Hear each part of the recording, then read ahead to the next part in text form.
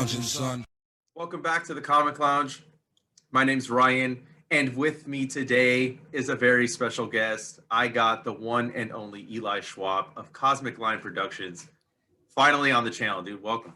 Yes, good to be here, man. Good to have me, Ryan. Thanks, man. Yeah, dude, my pleasure. I mean, everybody I've talked to in the group, I've said the same fucking story. I've told everybody how without you, I wouldn't have been in the group. I would not have known all the dope cartoonists. I mean, I've discovered stuff that not from artists in the group, other, stuff. And I'm grateful that you added me in. And I love being a part of this fucking community, dude, that you are kind of like one of the gurus of, really, you know what I mean? Like, you kind of help keep the positivity in the group. And I'm really glad that we're here to talk comics and shit, all the stuff you're doing.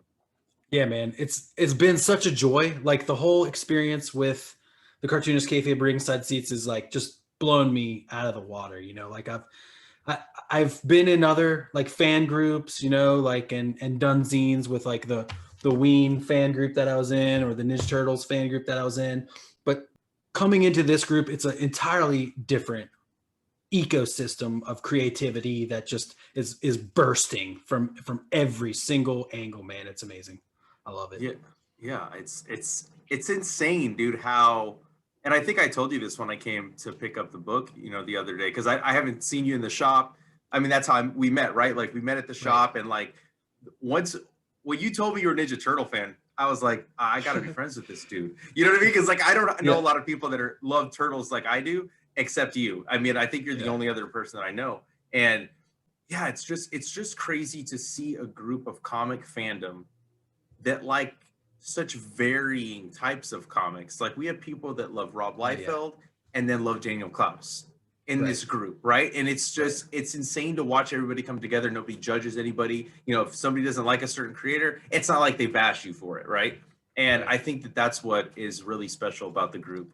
And just like Ed and Jim, it just goes to show that you can read and enjoy Rob Liefeld and Dan Clowes and Jim Lawson and Craig CK or Jason Lapidus. You can enjoy all those books. Like, it doesn't have to be a mutual exclusive, Yeah. I can read Batman and X-Men and be fine about it. It doesn't hurt me. I enjoy the stories no matter how underground, above ground. It's comics, it's creativity, and it's people getting their like ideas out. There's nothing like there. It's hard. It's harder to make a bad comic than it is to like get your life out there, get your creativity out there. Yeah, I agree. I mean, exactly, dude. And like, that's what you guys in the group are doing. And it's absolutely amazing. Like, I want to talk a little bit, for everybody. I know you've done a couple other podcasts recently, but I want for everybody listening, watching this channel, to learn a little bit about yourself, like how you got into comics and what took you from being a fan, which you still are, but took you into that where you wanted to create stuff yourself. Well, I created my first comic in 3rd grade, and it was a Star Trek comic that we created our own crew, me and Levi Lutz. Shout out Levi Lutz. This is how I met Levi Lutz, my best friend for a very long time. My family was out for a walk. A new family had moved in down the street. We heard about them as another Jewish family. They were from the area and they moved back in town. And so we walked down, and what do I see is this kid rolling his turtle blimp down this street next to his house. And I was like, the turtle blimp, and I ran over there, and it was like immediate friendship. And so then we made our Star Trek comic. We were making these Ninja Turtle art books at that time too, where we would create all these different Ninja Turtle like types, like maybe like action figure pitches is kind of like what they were, different costumes and different all this stuff. And so we made that first comic there, and it was like I always took it to that next step, like almost immediately. Like, my dad is huge. He had like all these Mad magazines growing up. So like I always read Mad, and he's a big Superman guy, and he collects comics too. And so it was always there. We collected baseball cards, and then it kind of moved. I remember that I used to go over to this dude's house, Jacob Kagi, and comics were getting big with me. And I traded cards for my first Wizard magazine, which was the Dark Knight Return, or no, it was the Batman Spawn issue. Nice. So Nice. like that like, I don't know. I've always wanted to create, and then like as I was growing up more and more, I created this character Jester Man, because I bought a Jester hat at a ski swap thing in Maryland, and I just wore it, and I like made my parents' friends like die laughing that night with this Jester hat on. And so then my mom like embroidered this J t-shirt, and Jester Man was like my character from like probably like 6th grade all the way to like my high school days when I had dreads and I was going on fish tour. And, so Jester Man fought evil from the middle school classroom all the way to the fish parking lot where he sold grilled cheeses. And so it's just always been part of the thing for me. I made these comics in middle school again, where it was like my babysitter's little boy and me fighting evil. And like, then there was one, and this one is like super sad, the grammar guys. And it was these anthropomorphic semicolon, colon, comma, exclamation point. And that was these were the the heroes. And I would sit like, there was this thing before class, you would get there from the bus and everyone would go to the cafeteria and like wait for the teachers to get in or whatever. And so I would like hold court there and like read my book, read my comics to everyone, and I just had one. I just like made the one by hand, stapled it, and then I would like read that to everyone. And I would always be drawing people at parties or in gym class or whatever. So the enjoyment and the creation almost have always been a symbiotic thing for me. I mean, that's pretty crazy, dude. That you were no. I mean, that's what you're here for, dude. It's crazy that you were creating your. I mean, like, look at what you're doing now. Like, could you have foreseen? Like, you were making your own comics, stapling together, and now you have comics. You got this. You got this. You know what I'm saying? Like, look at all this stuff that you're putting together, man. Like it's insane. It really is.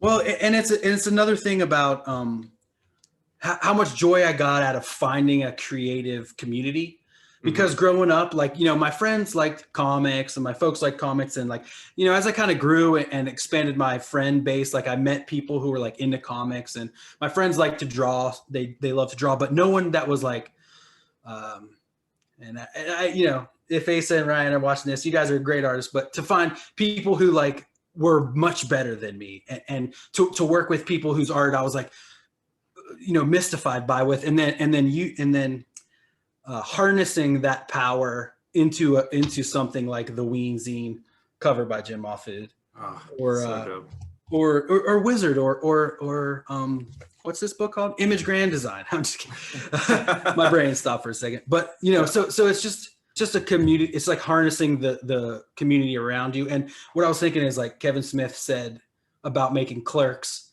you just use what you have around you. Like he had the store and he had the video store.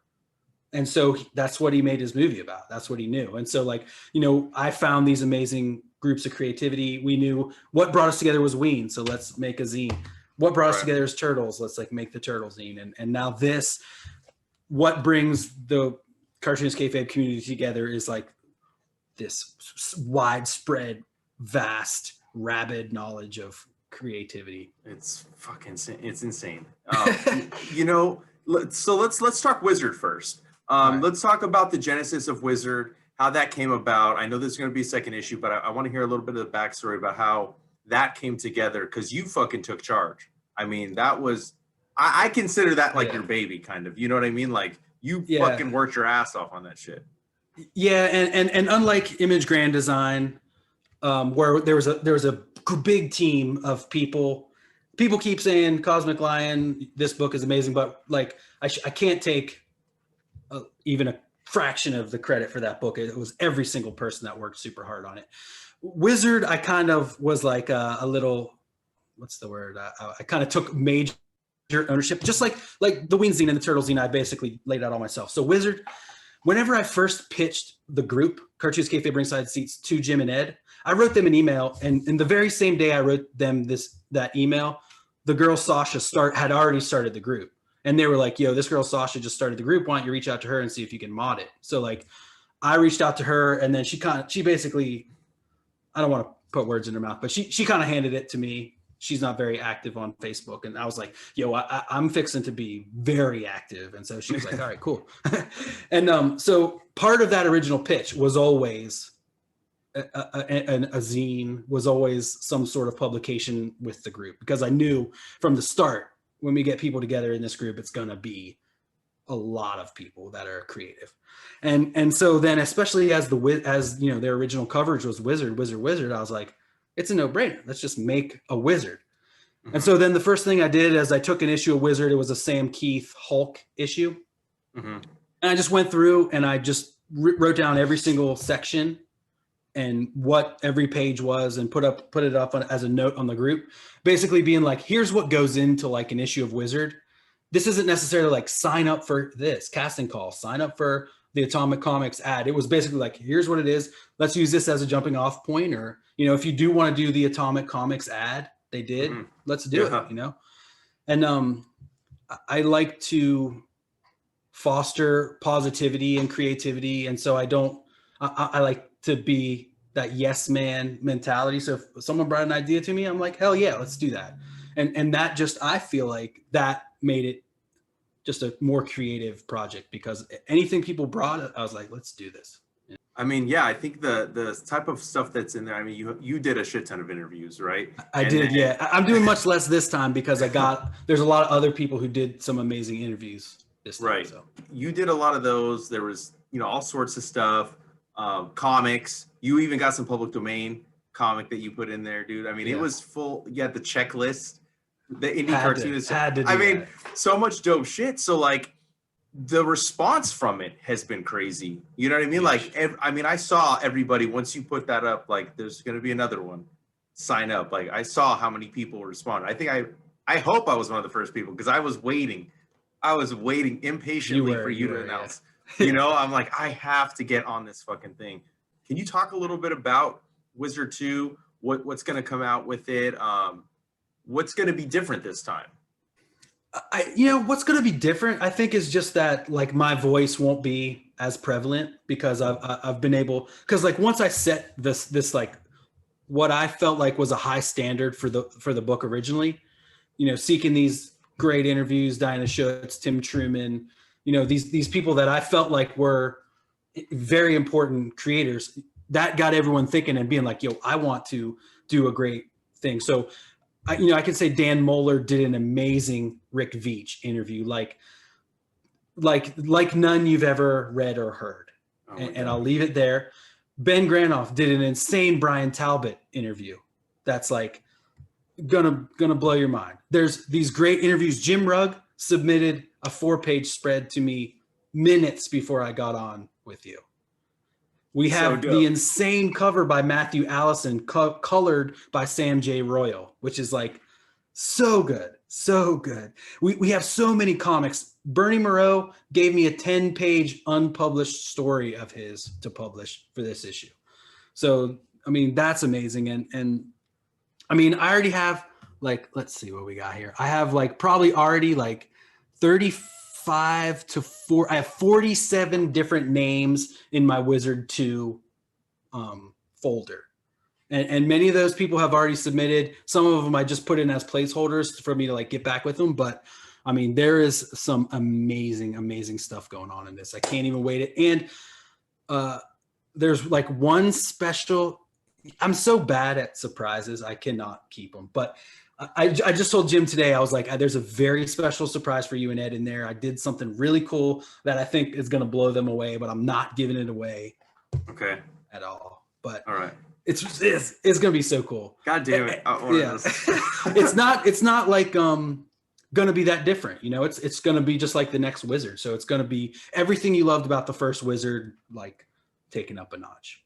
Okay, cool, man. Yeah, and when can we expect that? What are the plans so far? Well, I had an original submit by date as May 1st.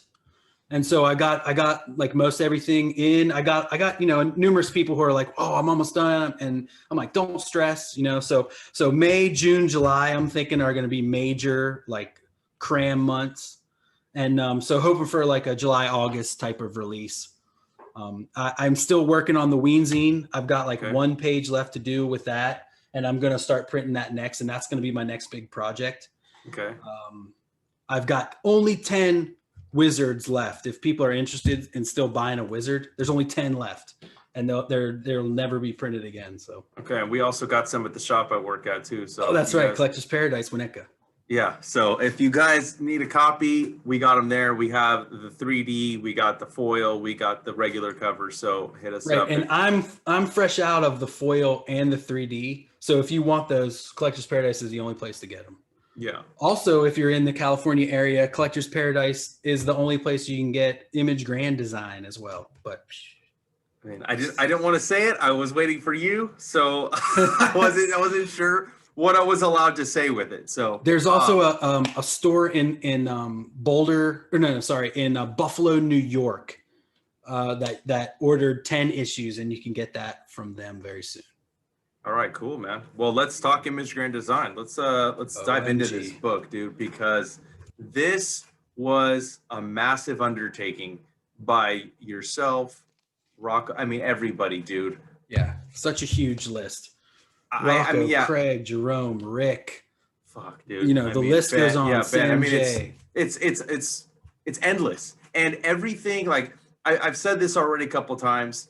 I think I told Missimo and I told Rocco when I talked to them. I was like, every page you open is like emanating with like an energy and like a feeling of joy. Every time you flip that page, dude, it's just phenomenal. Yeah. So I want to know a little bit about, because you were in there in the early days of when this project was coming about. I want to hear a little bit of your take on the backstory of it and how this thing came about, and then like just corralling all these creatives, dude. Well, it was, Michael Kemp's ad in Wizard was really the first like major step in the whole thing. Gregory Giordano and Jerome Cabanatan, really, they both reached out to me. It was my birthday weekend of last year, because Tanisha and I had like got a cool like cabin up in the woods. We went and were there, and I try to be like no phones or whatever, but like Jerome was like blowing me up while I was on the trip. He's like, "Do you want to do this?" And I was like just off a wizard, and I was like, "Man, do I get a second to breathe?" And then the more he talked about it, and then I was getting the messages from Greg, and I was like, dang, this seems like it's going to be really cool. And so they had a meeting that weekend that I missed. But then as soon as we got back, this ball started rolling that has created this like amazing, like late night Zoom crew. Like just last night we were hanging out, and creating. And so it just like Rocco came in and did this like pivotal thing of like interpreting, like Greg got a, he like transcribed Ed's pitch and then gave it to Rocco, and then Rocco took that transcription and like laid it out, and then made the like Google Docs sign up sheet with like the pages and what each person could do. And so that was like crucial move right there that those two guys did. And then once people were like, "Oh, but what about Raphael, and can I do whatever this dude?" And that's when Rocco was like, we should make 2 books. And I don't remember who came up with the Grand Disaster name. It was probably Rocco. And then so then that slowly like became 2 things. And then we had these like 2 teams of like undulating minds, like working together. And then just the Zoom hangouts just continued to the point where it was like every night. And like I said in the intro, it was like, it was like the psychiatrist chair. It was like the friend circle. It was the bar. It was this, just like, it was more than just a meeting, which was what I was calling it at first. It became like going to the bar and seeing all your friends and having that night, or going to the coffee shop and meeting your, friends at Central Perk, or a lot happened to a lot of people, relationships started and ended, and babies were had, and pianos were lost, and things happened, and like we were all there for each other all the while, like could be 30 minutes past where everyone's just at, looking down in silence, or, I'm DJing from Spotify and having, it just all happens so organically and so much fun. And I mean, lifelong friendships created. This tome that will outlast all of us is out in the world, and it feels amazing to be at this point where, like, they're out. Everyone who was able to get one through like the Amateur Press Association type of situation we set up in our private Facebook group. It's just like, I don't know, man. It's hard to describe, and the feeling of those 2 days I spent shipping nonstop and sending them to all the people, and then you see them start popping up online, and everyone's like, yeah, so psyched. It's just been amazing, and now it's like, what's next for us? Am I ever gonna find time to get Monkey Lion 4? Doesn't seem like it, but I hope so at some point. I mean, I hope so too, man. I know that the other issues are out of print. I grabbed that first issue. You sent me, the retrospective too that I really loved, getting a little insight into, who you are and your past. And like, I mean, the Jaime Hernandez signing, I loved that story. The in the bar with the Ninja Turtle, like you have so many different things that you do. And I think that no matter what it is you do, though, like the joy and passion that you have for comics and the entire medium, it's just so infectious, dude. And I think somebody called you like you're the biggest cheerleader for indie cartoonists. I think it was Craig CK. I think that's who said. Yeah. And it's true though, man, because you're always propping people up. You're always lifting people up, man. And I think that's what was special. That what I took from a lot of the guys that I talked to that worked on it is that it saved them during a dark year, for lack of a better word. You know what I mean? Like everybody dealt with different shit, much like you said. Some of us had it a lot harder than others. And to see something so positive and so awesome come out of such a dark, shitty year, that in and of itself is inspiring. You know what I mean? And it is cool to finally see it out in the wild. Just seeing that picture of the palette on your front doorstep, I was like, what the fuck? I was like, this is amazing, dude. Like, I can only imagine how you felt, like opening your door and it's like there. You know what I mean? Like, it's always amazing when you get, like, when it comes on a pallet, like Wizard came on a pallet, Image Grand Design came on a pallet, the Weenzies just kind of come in a stack, and my comics come in a stack. But like to see that, this is real. It says Cosmic Lion Comics like on the side of the like packing slip and stuff, and just like, I love that. I just love seeing it kind of grow and do that. Yeah, and I mean, I from what I'm hearing, like there's going to be other stuff coming out that you're going to help get out there, right? Like help publish. Correct. Cosmic Lion Productions and Cosmic Lion Comics is trying to continue to grow and push indie creators. I'm working with Ben Granoff and Steele Philippek on this book called Arcane, which Steele wrote. There's like 12 issues already almost in the can. And so we're going to do like these 3-issue arcs that we're starting to release, where I'm actually going to try to solicit and get them sold to stores, and we're publishing. So that's going to be like the next step in like a monthly type of book that I'm trying to work on. Okay. Issue 6 of the Weenzies coming out, ASAP. And then, these other further projects with, Craig CK, or with this Image Grand Design collective, the fellowship of the comics that we're kind of harvesting. We've got a meeting on Sunday for our next top secret project, which I can't say anything about, but so we're continuing to try to work with like this group of creatives that we've got, and I love it, man. It's pushing me in a lot of ways too. Yeah, I mean, and watching it push you guys is making me stop resting on my laurels in terms of like, I know I can't draw for shit, but there's no reason I can't write something. I think I put my name down on that next project on 3 different slots. Like I got one with my boy Dylan, and then Ben Anthony reached out and he's like, I'll draw a story for you. And I was like, nice, dude. So I did put up a third one just in case, because like I just in case something falls out, you know what I mean? Like I want to make sure I'm a part of it, because like just being a part of these projects, like that means more to me than writing at Marvel or DC. You know what I mean? Like, or Absolutely. writing. I don't know how else to, like, I mean, some people could say, hey, that's crazy. Like, why wouldn't you rather write them? Like, no, dude, like, I'd rather be a part of something special than something corporate. You know what I Yeah. mean? Like, I can appreciate the corporate stuff. Like you said at the top of the episode, like, you can read Batman and X-Men, right? But like, this is something that's a little bit more fun to kind of dive into, you know?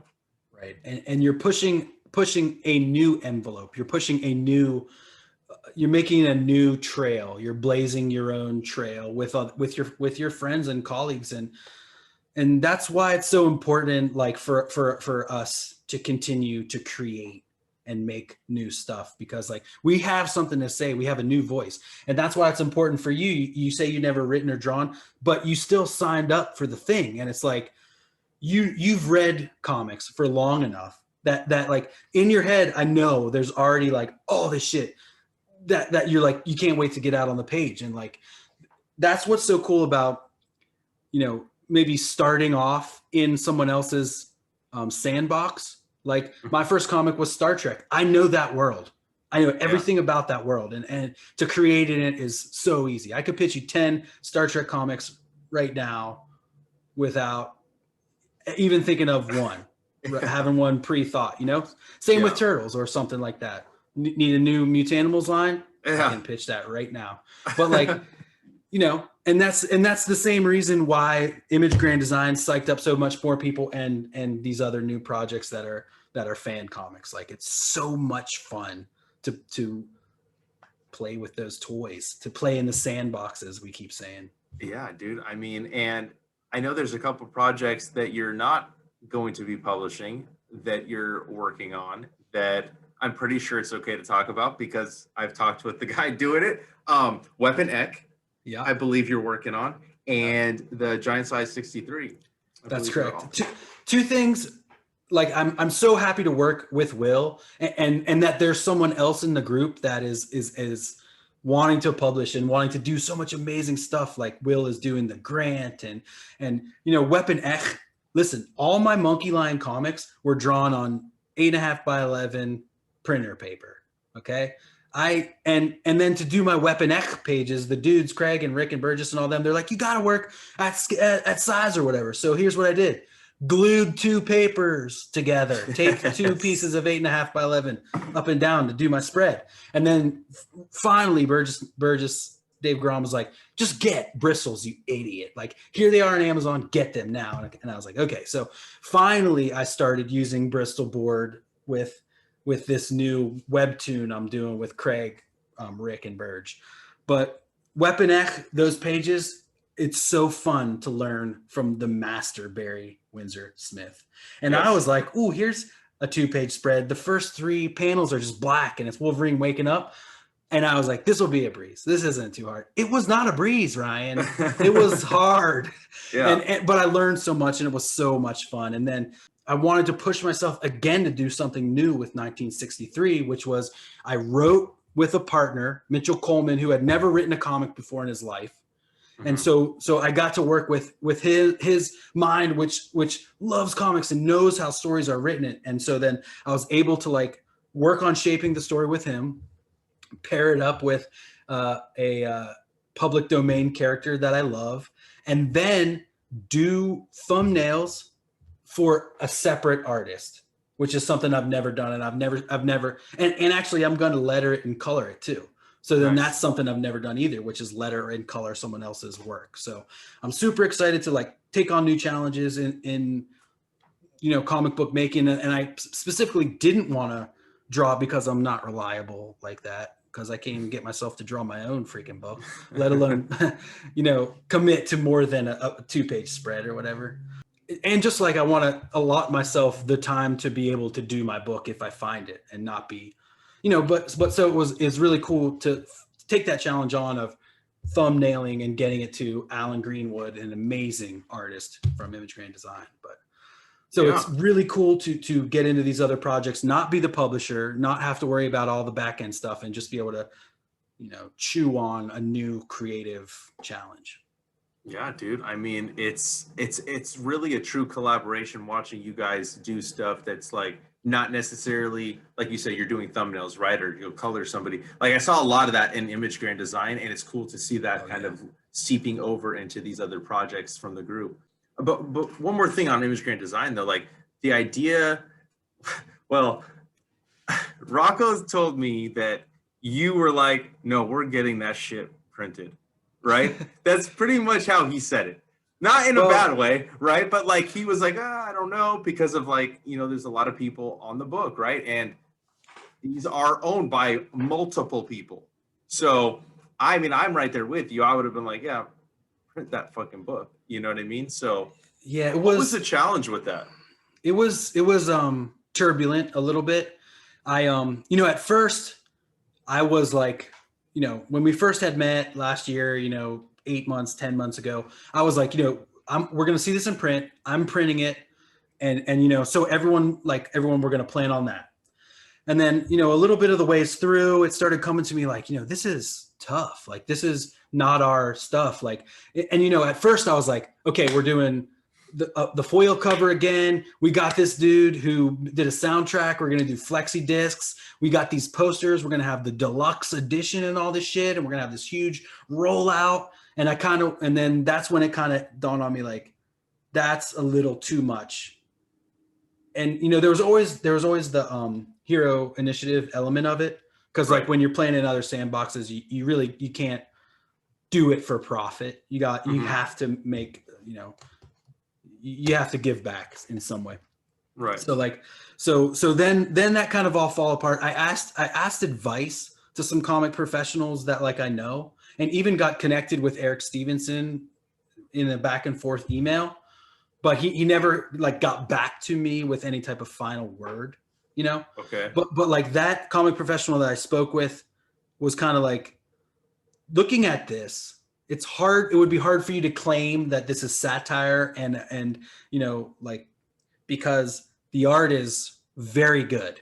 Yeah. And it could just as easily be an image book. Like this isn't What the or Wah-huh by Jim Mahfood. This isn't like using a different style or like being zany in any way. Like these are real stories, real artists making image quality work.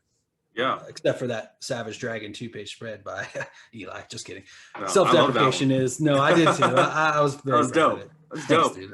I deprecate, but so that made me start thinking so much to the point where I had a meeting with the Image Grand Design and Image Grand Disaster separately, being like, we're gonna pull out of the publishing. Like we're not gonna be doing this. We're not gonna publish anymore. We're gonna do a digital rollout, and it's gonna be all for the thing. And then I thought more about it, and I said this on the symposium last month with Jim Mahfood. I wrote to Jim to get some advice too, because he had worked on Shitty Watchmen and he had worked on Shitty Dark Knight. Right. And that's a little bit easier to say is spoofing, because shitty, it's in the name, and everyone's doing it fast and loose. Right. So, but then Jim was very encouraging, and he was like, I know Eric Stevenson, I know the image guys, and your work, the work you guys put together is amazing. Like, just put it out, like, do it, man. Like, people want this thing, and he relit that fire under my ass.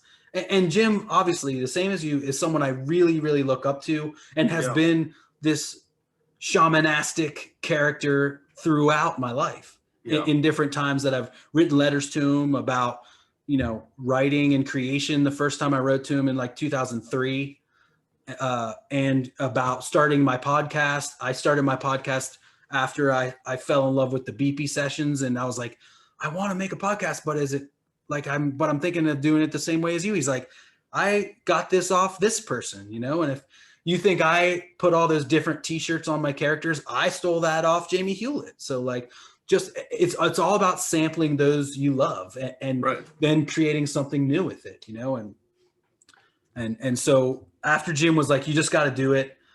Then I was like, all right, we're doing it. We're going to do it. Sorry. Like, I'm going back on myself now. We've got to print Image Grand Design. And then it took a minute for the Disaster guys to get on. And then Casey Bouchard was like, we have to, if you guys are doing it, we're doing it. And then that's when we got back to the flip book, and it became to like the original package. We just had to like figure out exactly how we were going to release it without being too crazy about it. And that's when we came across the Amateur Press Association format, where everyone who created it kind of pays into the pot, and then we use that for printing, and then it gets out to everyone. And so we did it that way in our closed group on Facebook, and it turned out, I think really well.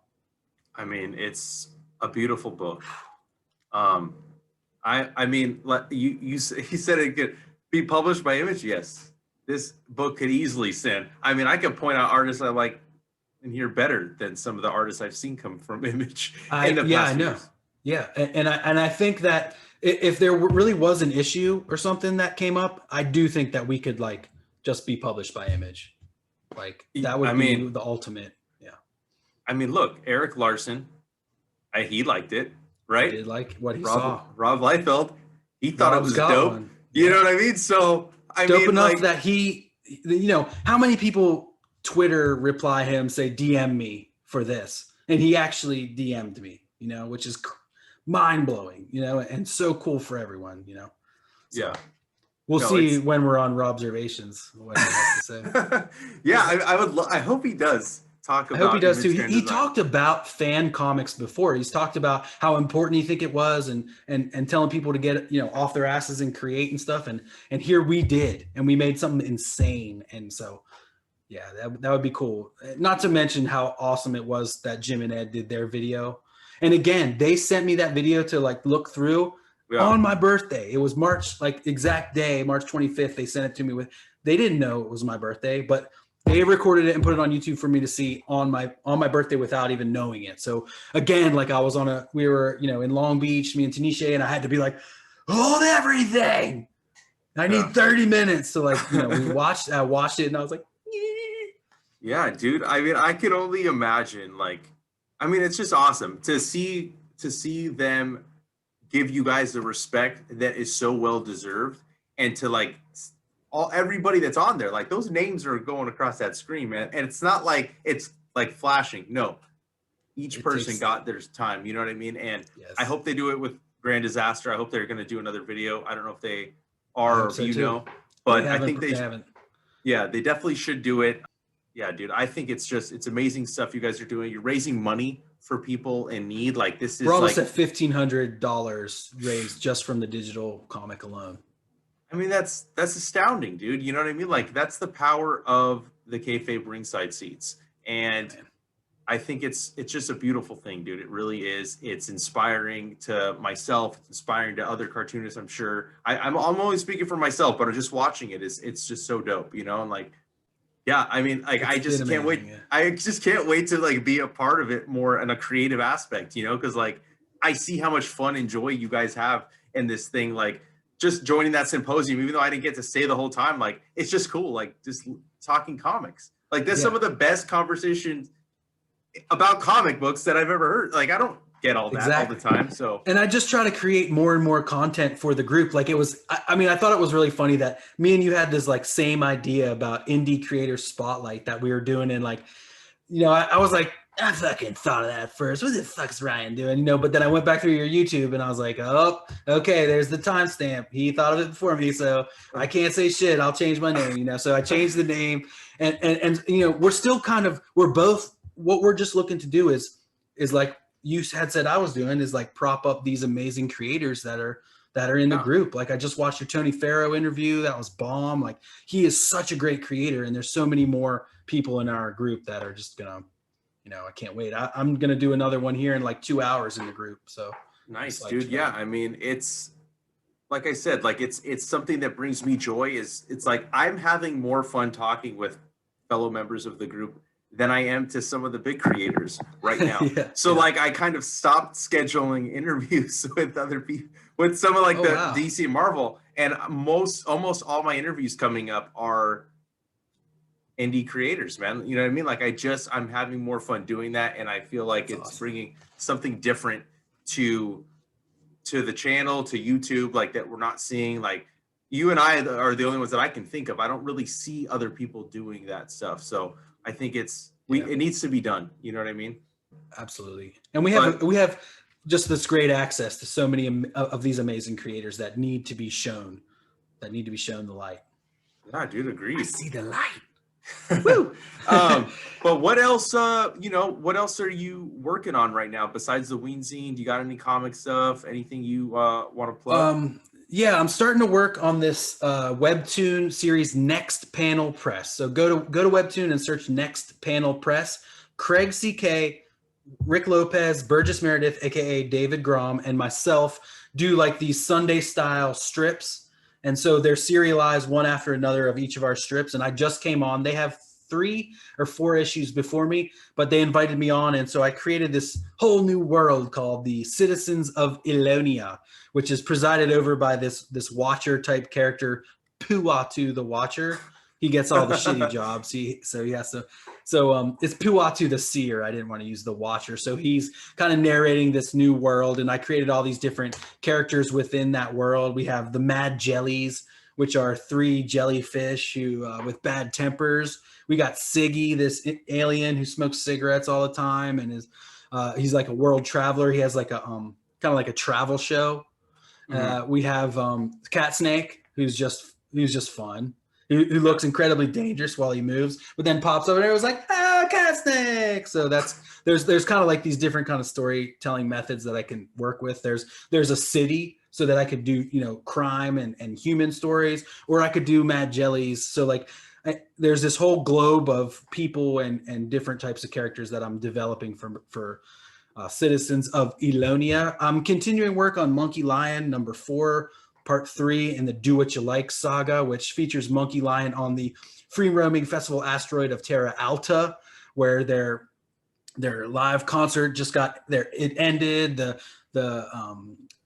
impresario Wolf was imprisoned, and him and Monkey were both in prison. They broke out from underground prison through this daring space escape that Guardians of the Galaxy stole off of me because I had mine out before it. But it's the same kind of thing where he's out there freezing a little bit, and then they wheel him in.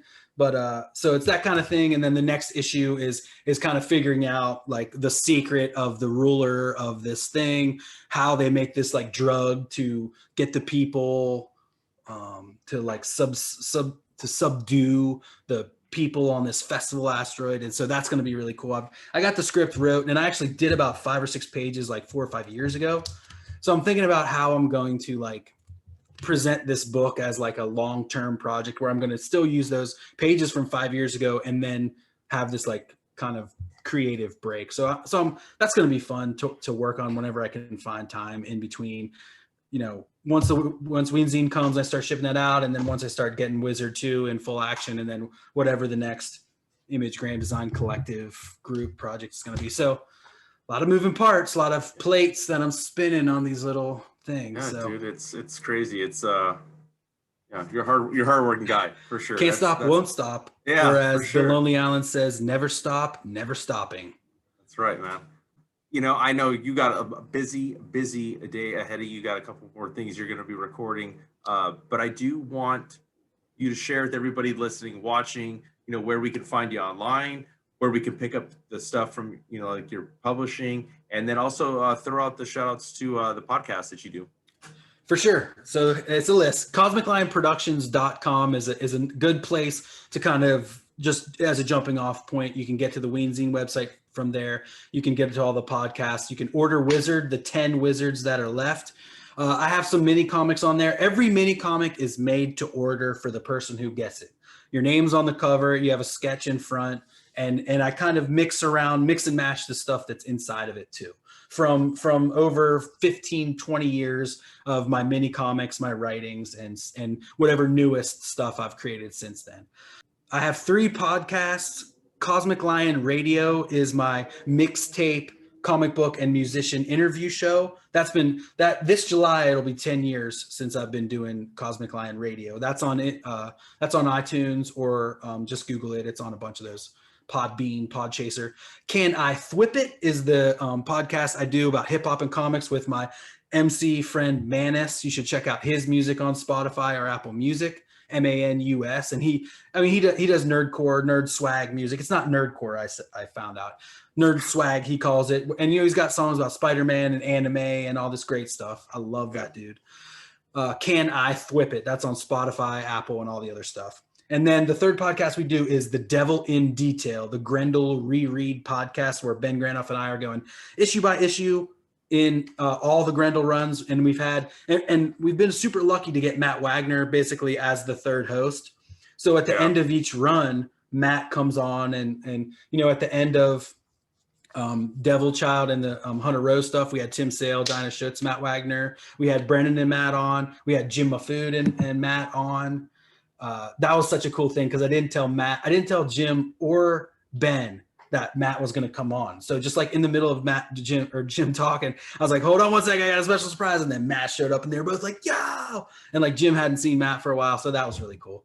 And upcoming, the Panda Brothers already said that they would do the end of the Christine Spar run. So we're looking forward to that. The Devil in Detail is on Spotify and Apple and everywhere you get your podcasts. Cosmic Lion Radio, theweenzine.com. You can find me at Cosmic Lion on Instagram. I'm everywhere. Get at me. You are. You are, dude. All right, man. Well, like I said earlier, man, thank you for taking time to chat. I know we're going to be doing another one of these again in the future for sure. Absolutely. Yeah, dude. And keep doing what you do, man. Thanks, man. Never stop. Never stopping. That's right. See you soon.